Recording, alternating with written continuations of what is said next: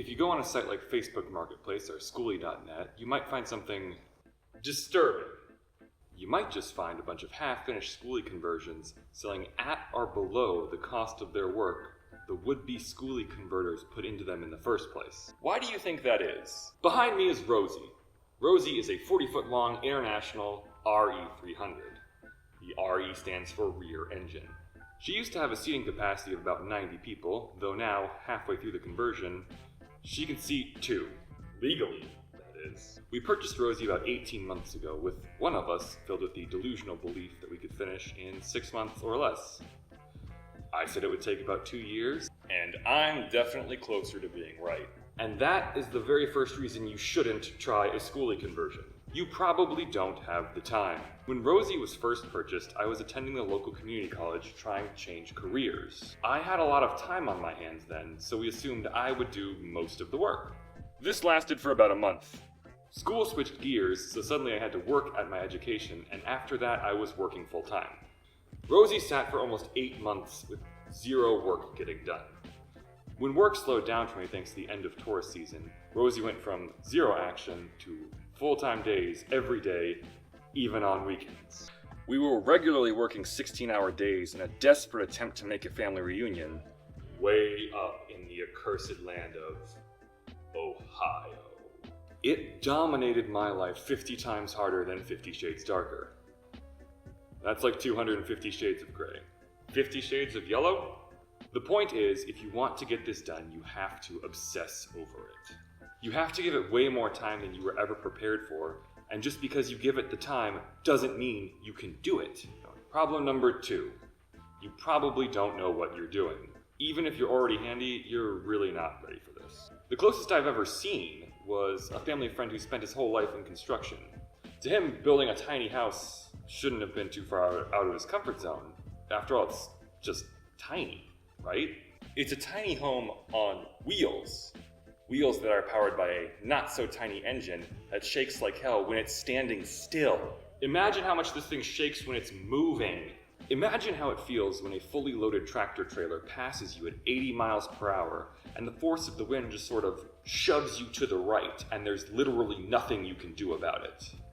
You're just sitting there white-knuckling the wheel, hoping you can get your balance back. Do you know how to drive something this big?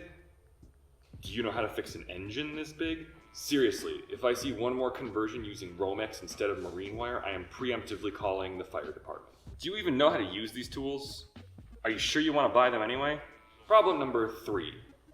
This is an expensive pastime. How expensive? Well, that family friend of ours said he spent $30,000 converting his bus after the initial purchase. We have spent around $20,000 so far, including the initial cost of the bus. And I think when all is said and done, we'll be a little shy of that 30 grand mark.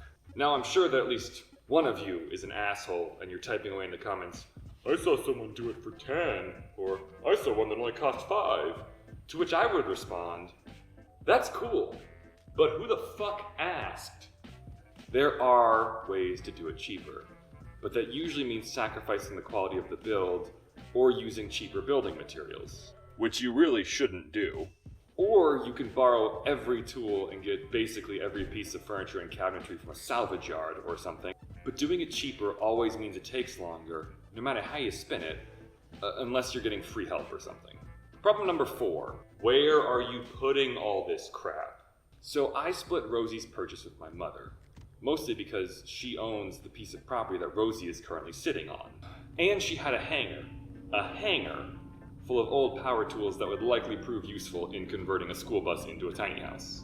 Do you have access to a hangar to keep your skoolie out of the elements as you work on it? Do you have a bunch of tools lying around that you can use for free? Do you even have a yard big enough to park something 40 feet long and 8 feet wide? And will your neighbors let you even if you do? Do you get the point? Now we got Rosie for a damn good price considering her engine. It's great. It'll last 500,000 miles easy. But the sellers literally had to get rid of her. They had her parked on a plot of their uncle's land about an hour away from their house. They also named her Lilith, which is cringy and stupid, and you're stupid if you think that's cool. Anyway, she was sitting outside on their uncle's plot of land, nearly an hour away from their house, and no one wants to get off work at 5, pack up a car full of tools you might not own, go to a place that isn't yours, all to sit around and realizing you don't really know what to do. They figured it out pretty early though. All they managed to buy was a set of sockets from an auto parts store before they threw in the towel. Now, to be fair, most people spend a lot more time and money on these things before they throw in the towel, so good for them, honestly. Problem number 5. This is really, really hard work. This isn't so much its own unique problem as much as it is a sum of all the others. People see #skoolie and #conversion, and they see all these beautiful, professionally converted products that would make even the most covetous hoarder want to give it all up and shit in a bucket for a few years. Your conversion probably won't look like that. Look deeper into those hashtags. Look for half-finished or even fully finished projects for sale. A lot of them, well, not to knock them, but a lot of them look homemade. Have you noticed I haven't shown you my interior yet? That's because it looks like this. It looks like shit. And it will, all the way up until it's done. And it's going to get done, but it's going to be a lot of really, really hard work. And that's the number one reason you should try a conversion. I'm actually not trying to talk anyone out of it. I just want people to have a better understanding of the process past the hashtags and the professional conversions. This is hard work. It's a hard job. And by the time you're even halfway through, you will have become the person who does hard things. We had no idea what we were getting into, and that was one of the greatest problems we could have had. We spent hours, days, even months in some cases, just researching the crap out of everything. And as a result, we both became pretty impressive handymen. I successfully rigged up an electrical system that was running power to a mini split and a mini fridge on the first try. I was practically a mini electrician. Yeah, you think the jokes would be better since I do script these out. Huh.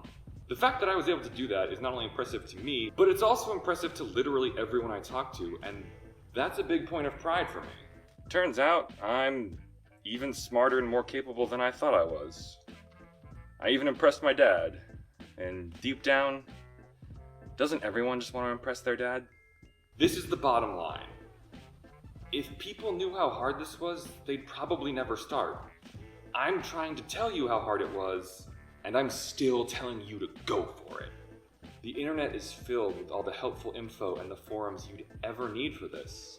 I mean, it's filled with a bunch of dumb assholes too, but that's just par for the course on the internet. And if you're in Florida, I might even be able to help you out myself. But I probably don't have the time. Converting a skoolie really is about the process, not the product. And at the end of the process, you'll have a tiny home on wheels. Isn't that neat? I think it's pretty neat. I'm a big fan of doing what you can't because that's easily the best way to learn. And if you're going to do this, be prepared to learn, and learn a lot. TLDR, this sucks, and you should do it because it's awesome. If you've made it this far, give me a like if you liked it, and subscribe if you want more. I'm back, and I'd like to post a lot more regularly. Again. Don't worry, this won't be a skoolie channel. I'm not going to post just about my conversion. I'll give a couple updates from time to time, but we're going to go back to figuring out why the world is the way it is. Thanks for watching, and remember to take care of yourself.